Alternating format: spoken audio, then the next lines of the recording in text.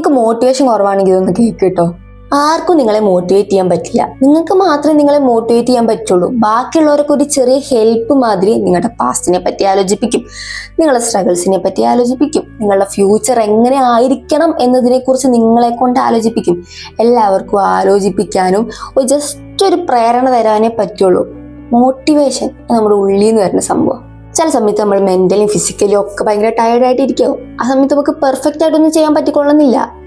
പക്ഷെ ജസ്റ്റ് ഒരു ഇത്തിരിയെങ്കിലും ഞാൻ ചെയ്യും എന്നുള്ള ആ ഒരു മൈൻഡ് സെറ്റ് ഉണ്ടല്ലോ, അതുണ്ടെങ്കിലാണ് നിങ്ങൾക്ക് യഥാർത്ഥത്തിൽ മോട്ടിവേഷൻ കിട്ടിയെന്ന് പറയാൻ പറ്റുക.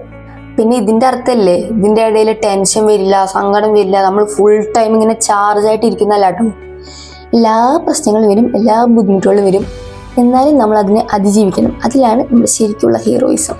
അല്ലാതെ നമ്മൾ വിഷമിച്ചിരിക്കുമ്പോഴോ നമ്മൾ ഭയങ്കര ലോ ആയിട്ടിരിക്കുമ്പോൾ എന്നിട്ട് നീ ഭയങ്കര ശക്തനാണ്, നീ ഒരു നാൾ വലിയ നാൾ പെടും, നീ വലിയ ആൾക്കാരിൽ അറിയപ്പെടും എന്നൊന്നും വന്ന് ആരും പറയാൻ പോകുന്നില്ല. ആരും താരാട്ട് പടി ഓർക്കാനും പോകുന്നില്ല. നമ്മൾ ജയിക്കണമെങ്കിൽ നമ്മൾ തന്നെ വിചാരിക്കണം. അപ്പോൾ എല്ലാ മുത്തുമണികൾക്കും ഞാൻ പറഞ്ഞ മനസ്സിലായെന്ന് വിശ്വസിക്കുന്നു. ബൈ.